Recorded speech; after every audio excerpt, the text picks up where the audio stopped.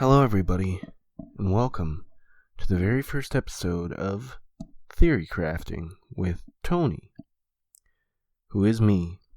And in this first episode, we're going to be talking about Phase 1 for you, the replaceable ones of Ciconia no Naku Koro. It's the third, well, it's the fifth in a series, but it's because there were two series before it that were two installments long. So it's the third story in the series. The When They Cry series is how they call it. And I just finished reading the final character. Oh yeah, first of all, big spoilers. I read the whole thing. I read everything in it. I'm probably gonna reread it slower because this game came out like on Thursday. It's Monday night now. This came out Thursday night, and I had to read this fucking thing in all my spare time to get it done right now. If you have finished this before me, then you don't have a life. Because, yeah, I do a whole lot of stuff, and then I gotta spend all my time reading this, and it took me 5 days, and I'm finally done.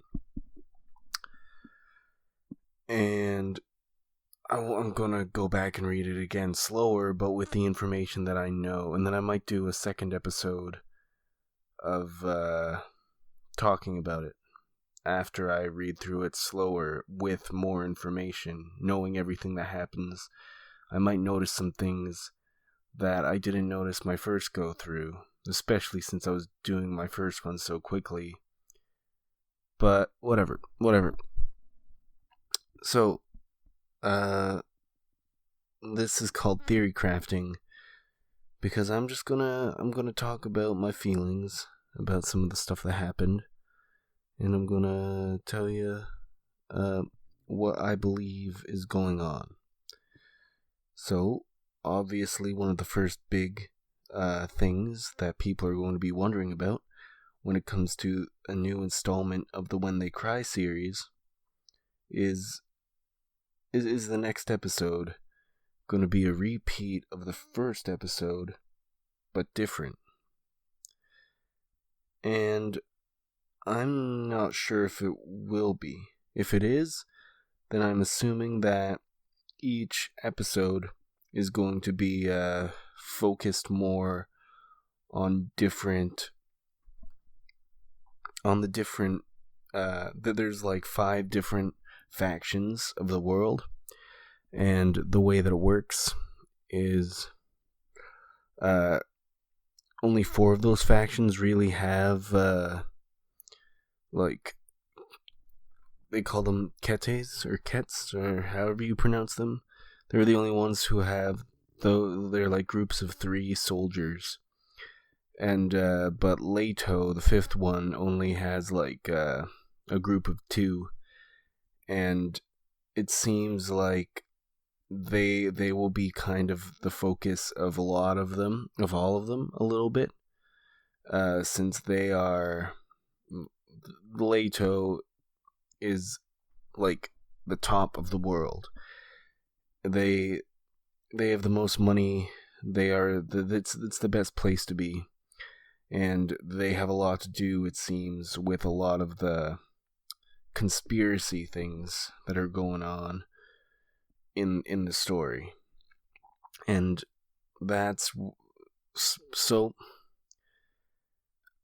I think if those 4 other factions are the ones who you would probably want to follow more, because Leto is going to be followed throughout all 4 stories pretty evenly, I think, and you'll learn a lot about them anyways.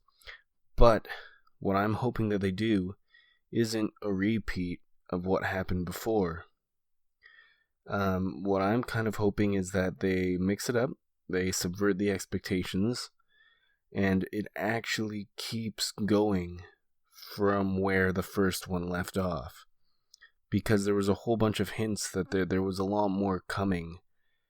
Even Meow, the Meow in Meow's head, the who's supposed to kick the Meow out, that is the boy Meow.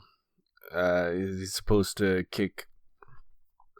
be kicked out of the body by this other Meow that's inside of her. And what happened, and she gives a bunch of prophecies, and when the story ends, only one of those prophecies have been fulfilled. And it happens right at the end too. It's when Meow kills Lingji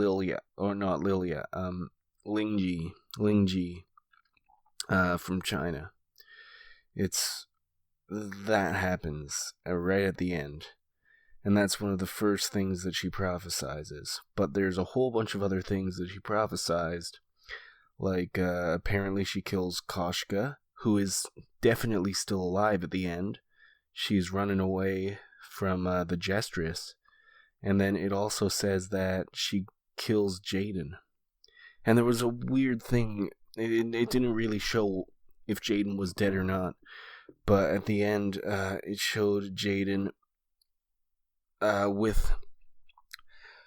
There are these, like, weird girls that live in this underground lab that are, like, all blue and have metal on them that we don't know very much about. And the Meow that's inside Meow's head, his body is like that.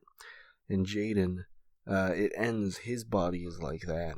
And he's saying that he'll go wherever Meow goes because Jaden's in love with Meow. And it's pretty interesting. But the Meow that's in Meow's head also prophesizes that I read it really quickly, so I might not be remembering this correctly, but there's satellites in space that are going to be hacked into, or maybe not even hacked into, but they will start to fall from space, and they're gonna it's gonna mess up a whole bunch of the 8Ms, which means like the 8 million, and that's a whole bunch of stuff that controls the planet, and they're gonna fall into the water, and it's gonna destroy the whole water supply, and all water will become undrinkable. And by the end of the first episode here, there was no food. They had a bunch of food shortages because of fires that were going on all over the planet. Destroyed a whole bunch of food. Not all the food, but there's a food shortage.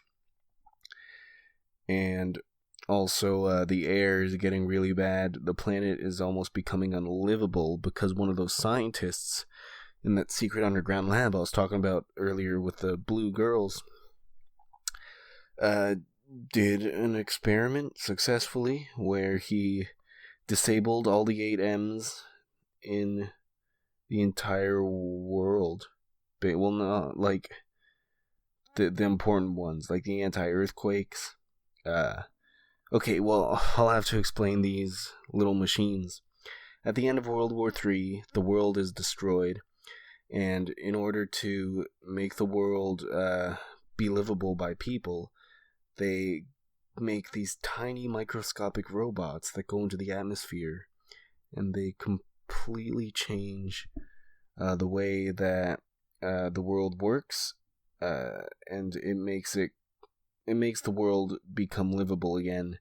It makes it so that there's different little robots that can do different things. There's some that can stop earthquakes. Well, they don't stop earthquakes. Oh, another thing, earthquakes happen all the time, no matter where you are on this in the future. It has something to do with World War III, but like they're happening everywhere, and nobody actually understands why yet. But they have these little machines that make buildings it won't matter if an earthquake happens, because the buildings will stay up.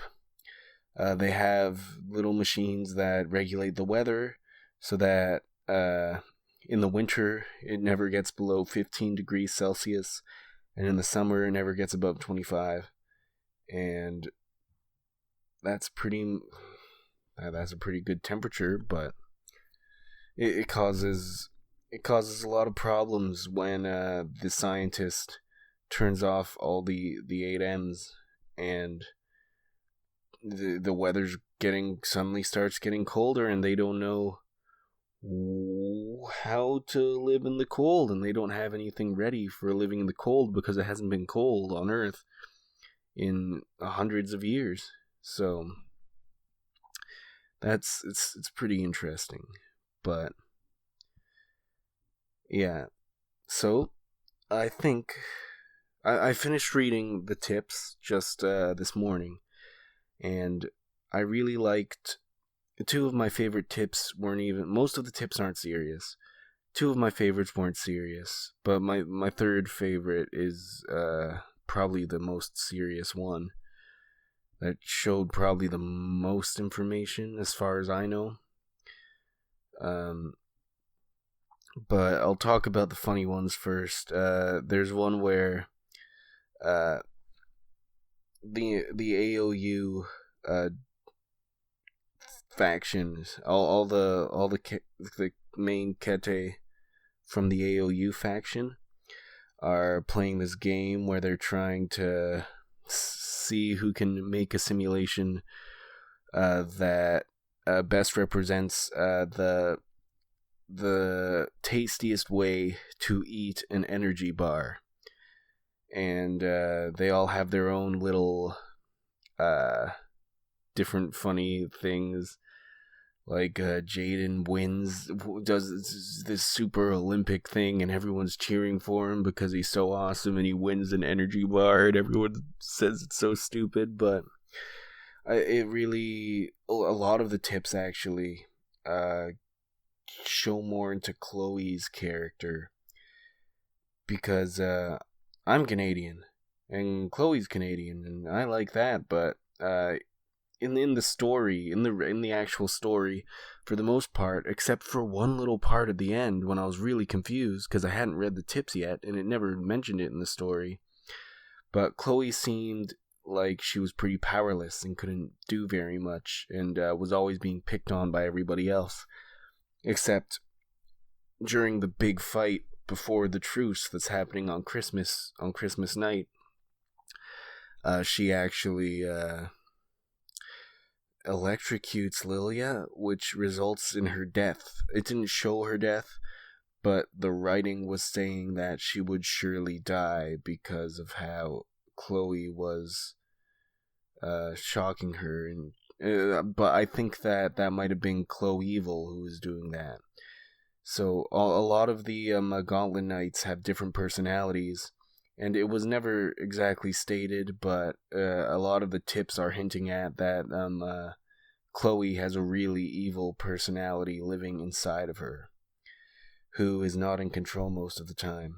Normally it's the nice pushover Chloe who is in charge, who's in charge of her body, but I think there's a really sinister side to Chloe, and they call her in the tips Chloe Evil, and you can see her in the actual episode near the end shocking Lilia, because the normal Chloe would never use the shocks. It says that normal Chloe was too scared to use the shocks because she thinks that Koshka and Lilia will pay her back for it. But Chloe Evil doesn't give a shit, and she loves electrocuting them, it seems like. But yeah, so that's and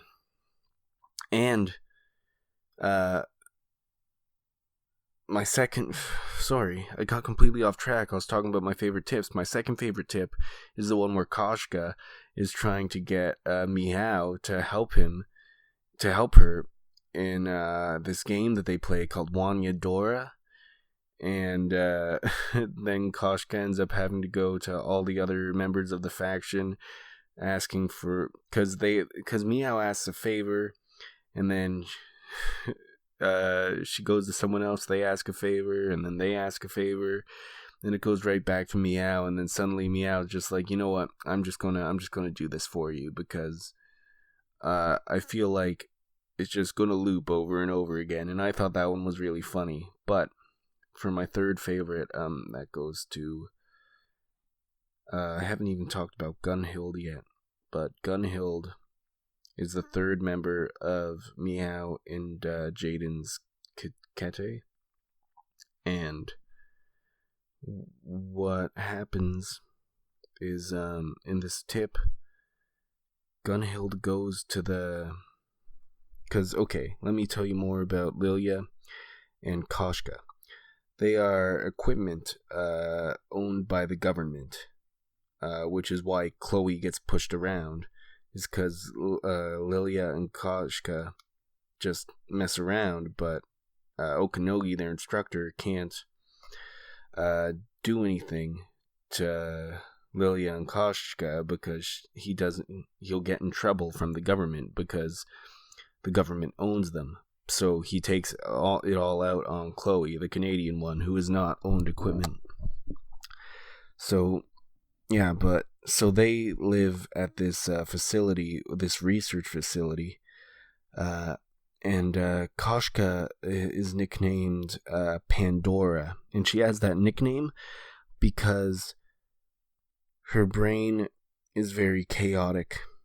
But and there's a whole, it's very unpredictable, and the scientists don't know what could happen, but they say that somewhere in there at the bottom is hope, and that's why they call her Pandora. And so Gunhild, for some reason, this is a really mysterious tip, she goes to the research facility that Lilia and Koshka stay at. And it seems like she has an SS rank there, and she's able to go in and look for information on her sister. And it turns out that her sister was at the research facility, but she's missing because she was, because they're trying to make more Pandoras from Koshka. They'll like cut open her head and stuff and try and figure out how she works, and they're trying to make more people like Koshka, and that's a thing. But when they're done trying to make these people into Koshka, which has never worked, then they just get rid of them. Although Gunhild's sister was seen earlier in a pretty distressing situation, so we know that she's still alive. Because, or it could have just been someone with the same name, but that would be pretty lame misdirection. But there was a scene where these higher up, really important government guys are hanging out with what they call secondary secretaries, and they're making them take their tops off. And then the girl who doesn't want to take her top off because she didn't know what was going to happen, it has the same name as Gunhild's sister. So I'm assuming that was Gunhild's sister. And Gunhild is looking for her. And for some reason, Gunhild is a high SS rank in the government. I hope that it's just because she's a Gauntlet Knight and not for any nefarious purposes. There's when she's walking in, although it can't be, because Lilia sees her and then they tell her to forget about it, and it's top secret that she's even there and that she has it, which means it can't be just because she's a Gauntlet Knight, because it wouldn't be weird that she was there then. So yeah, it's got to be something. There's a lot more to Gunhild's character than what we saw in the episode. But something, I actually thought it was kind of sad when she sees Lilia. Lilia is talking about how she's been only faking being Koshka's friend and pretending and how hard it is, but then again, Lily is kind of an asshole. That's just her character. So, Gunhild knows stuff that we don't know. And so where I'm going with this is it makes me wonder, because the guys at near the beginning, like right near the beginning, there's this secret order that is introduced with these guys with like the eyes. They wear these things over their faces that like just it has a giant pharaoh's eye on it or something. It looks like that. And they say that each faction has one of their people in it, of the Ketes, of the main characters, which means that there are 5 characters that are actually sabotaging the whole piece. The whole point of it is the main characters are trying to get peace and stop World War IV. But there are actually 5 characters, one from each faction, that are sabotaging it.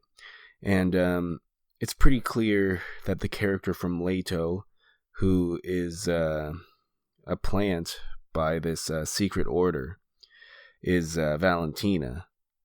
I think that that's pretty clear.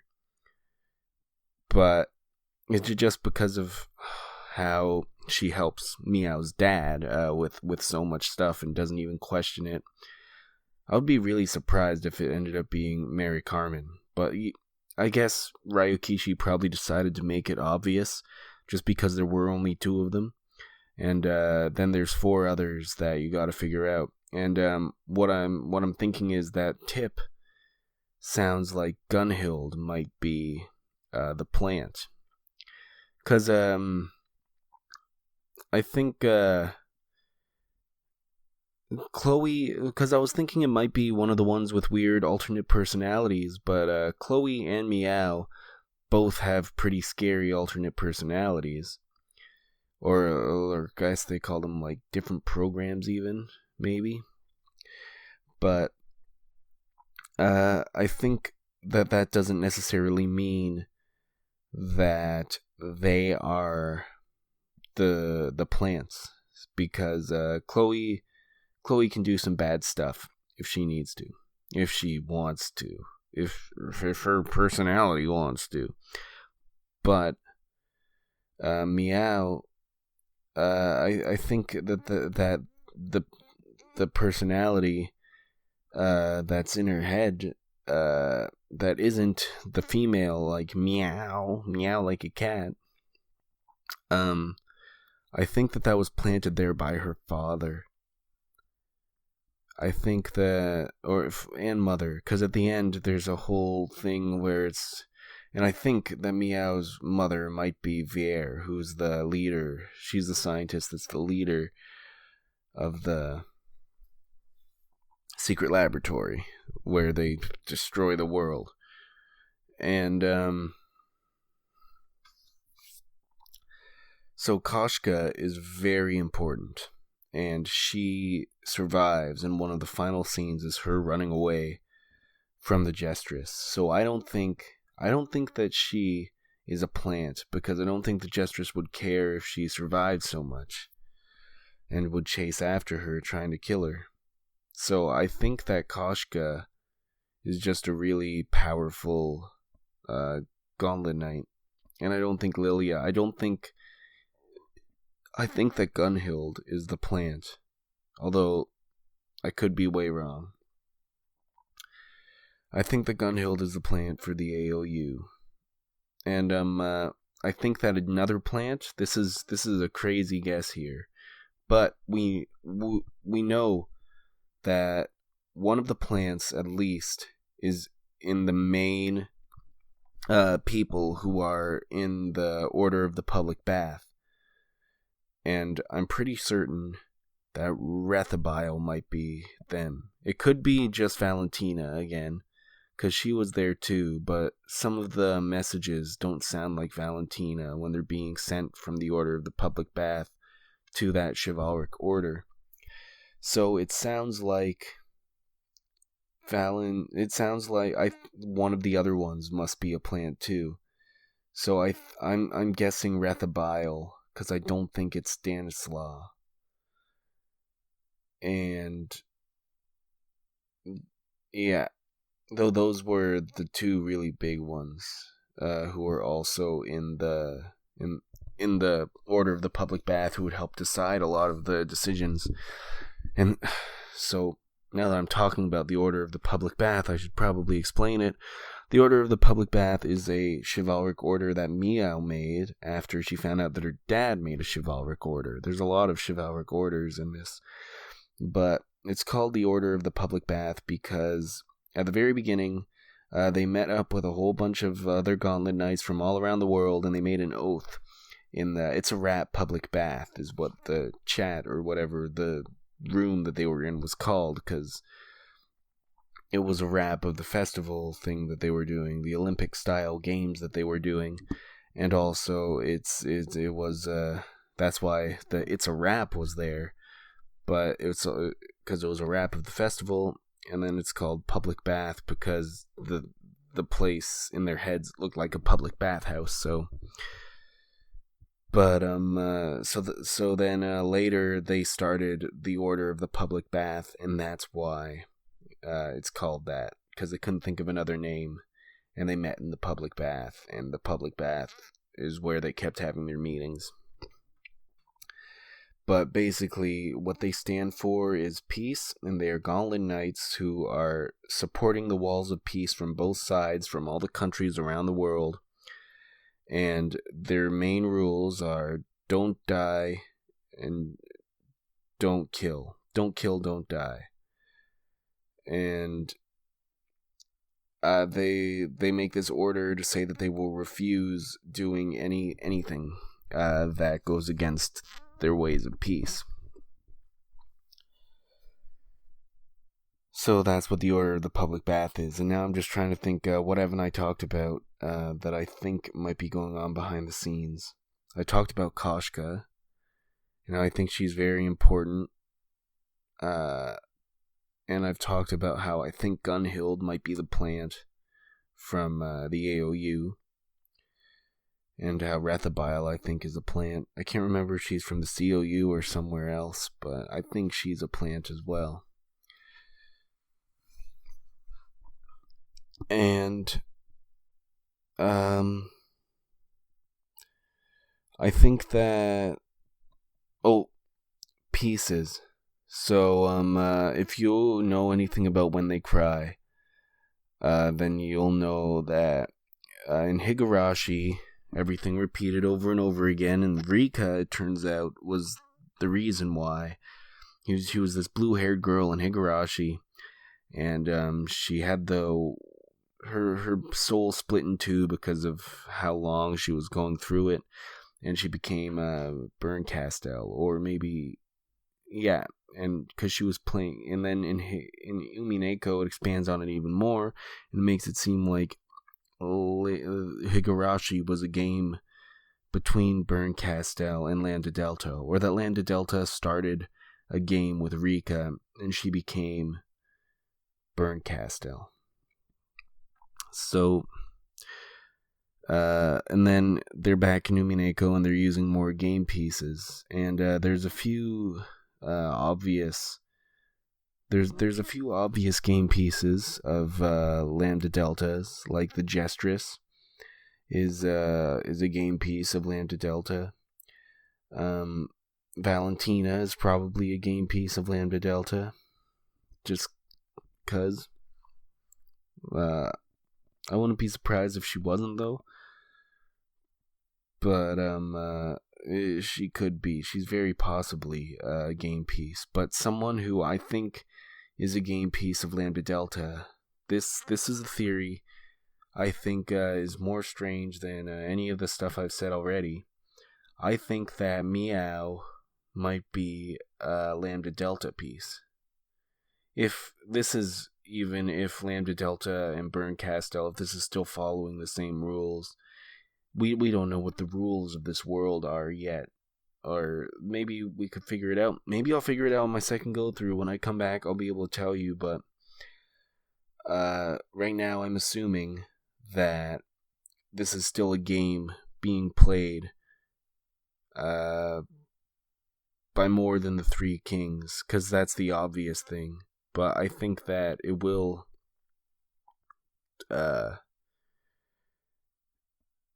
maybe show us somehow that it is still like a game played between two people, just like Igarashi and Umineko was. Or even that it's someone showing someone else something, because it says that you aren't allowed to play. I'm just using you as a game piece. So it might be someone just playing a game with someone else when they can't do anything.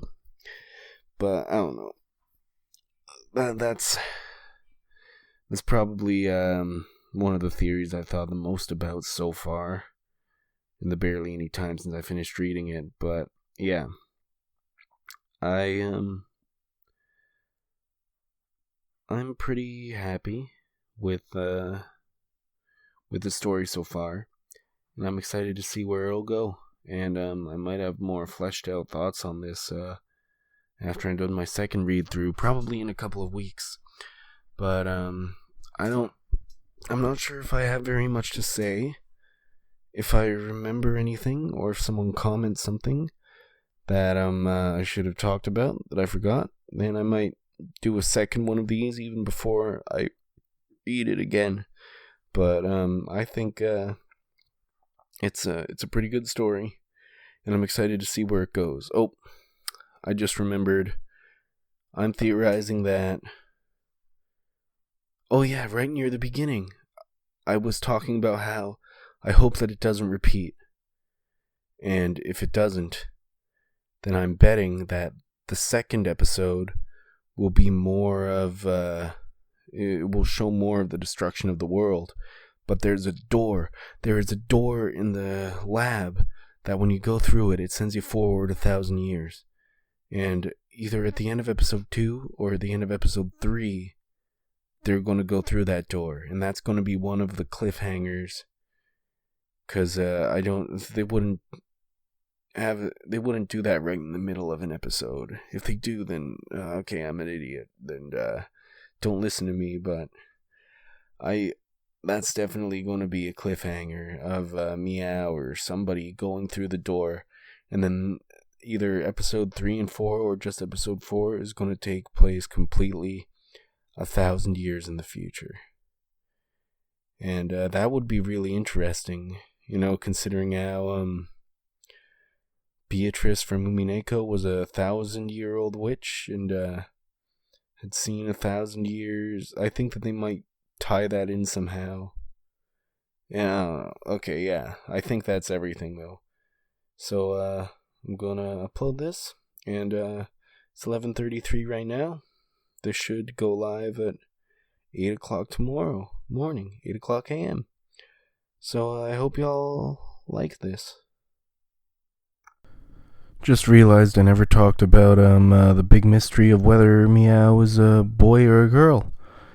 I was listening back to it and I kept calling him a she, but he likes to be called a boy, but there's a character inside of him called Meow, who's the girl side of him, and basically, Jaden gets upset because he's in love with Meow, but he doesn't know what